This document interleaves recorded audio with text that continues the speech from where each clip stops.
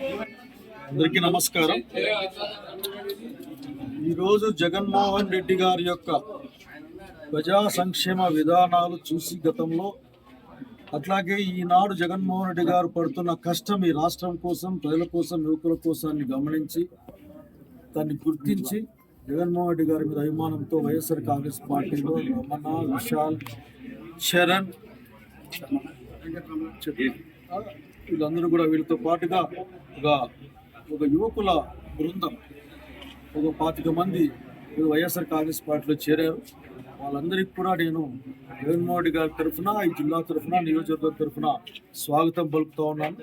అందరం కలిసి ఈరోజు ప్రజలకు వ్యతిరేకంగా పనిచేస్తున్న కూటమి ప్రభుత్వం యొక్క దుర్మార్గాలను ప్రజలు ఎండగడుతూ, అట్లాగే ప్రజలకు భరోసా కల్పించి వాళ్ళ భవిష్యత్తు పైన ఆశను కాపాడుతూ వచ్చే కాలం జగన్మోహన్ రెడ్డి గారి నాయకత్వంలో ఈ రాష్ట్రం పరిపాలించబడుతుంది. ఆ రోజున అన్ని సమస్యలను పరిష్కరించేందుకోసం కృషి చేస్తామని చెప్తూ పనిచేయమని నేను కోరుకుంటా ఉన్నాను. అట్లాగే బుక్రాయ సముద్రం పంచాయతీ, ఇది మేజర్ పంచాయతీ, దాదాపు ఒక ఎమ్మెల్యే సీట్ లాంటి పంచాయతీ ఇది. దీంట్లో ప్రతి ఒక్కరికి కూడా పని ఉంటుంది. ఇంత పెద్ద నియోజకవర్గం, ఇంత పెద్ద పంచాయతీల నుంచి పార్టీలోకి బేషరతుగా చేరిన ప్రతి ఒక్కరికి పేరు పేరున నేను ఆహ్వానం పలుకుతూ అందరూ కలిసి పనిచేద్దాం.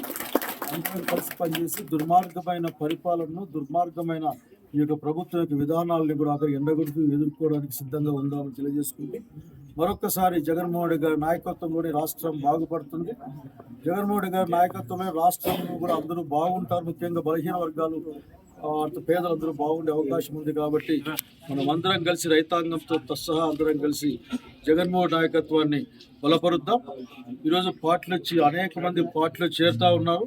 సింగనమల్లో గ్రామాల నుండి కూడా ఒక వరదలాగా మొదలైంది కార్యకర్తలు చేయడం అన్నది. ఇది వచ్చే సూచిక. ఇది అంటే ప్రజలంతా కూడా వైఎస్ఆర్ కాంగ్రెస్ పార్టీ వైపు, జగన్మోహన్ నాయకత్వం వైపు ప్రయాణం చేస్తున్నారని. కనుక అందరూ కూడా కొత్త వాళ్ళు, పాత వాళ్ళు అంతా కలగలుపుతో కమిటీలు ఏర్పాటు చేసుకొని వైఎస్ఆర్ కాంగ్రెస్ పార్టీ బలోపేతం చేయమని నేను కోరుకుంటా ఉన్నాను. జై జగన్.